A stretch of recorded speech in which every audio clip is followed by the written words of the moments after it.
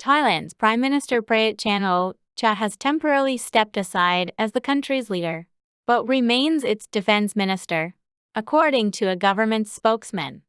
The unusual leadership reshuffle follows a ruling by the Constitutional Court of Thailand on Wednesday, which ordered Prayut to stand aside while it considers if he breached the 8-year term limit recently written into the constitution. Prayut took the role of prime minister after a military coup in 2014 before winning a controversial general election in 2019. In the meantime, he ordered the kingdom's constitution to be rewritten, banning the prime minister from serving more than 8 years in office. But the question now is whether Prayut has breached his own limit. Earlier this week, the court accepted a petition signed by 172 opposition lawmakers that claims Prayut's rule started in 2014, when he took power in the coup.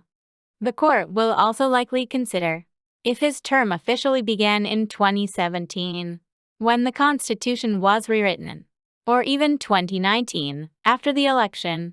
5 out of 9 constitutional court judges agreed on Wednesday that Prayut should be suspended while the court considers the matter, but didn't provide a timeline for the ruling. The court gave Prayut 15 days to submit a counter-statement as to why he should keep the job once he formally receives the court paper.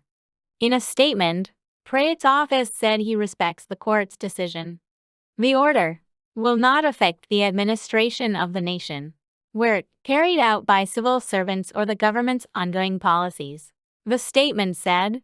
Who is in charge now? Deputy Prime Minister Prayut Wangchuan will step in acting as Prime Minister, while the court mulls its final verdict. Government spokesman Anuka Burapakasri told reporters on Wednesday. Prayut himself is former army chief and a longtime supporter of the Thai monarchy. Fresh elections are due by May next year under the constitution, but the sitting prime minister still has the power to call early elections by dissolving the elected House of Representatives. Prayut has survived 4 no-confidence votes in the past months and looks set to cling on to power until the elections, said Thitinan Pongsudirak, a professor at Chulalongkorn University in Bangkok.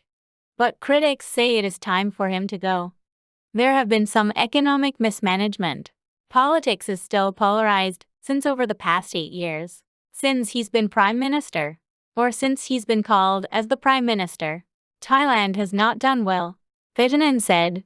While youth-led protests seem to have died down as of late, he said this was because some of the movement's leaders had been prosecuted, and grievances over the Prayut's government remain. Why is Prayut unpopular?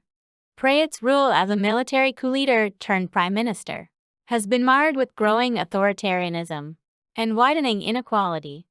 The former military chief came to power in a bloodless coup in 2014 that overthrew Yingluck Shinawtra's scandal-laden government following 6 months of civil unrest and violent street protests. But shortly after taking over, Prayut banned all political campaigning, including political gatherings of more than 5 people. During his leadership, hundreds of activists have been arrested and charged under draconian laws such as sedition or the lèse majesté, which prohibits criticism of the royal family.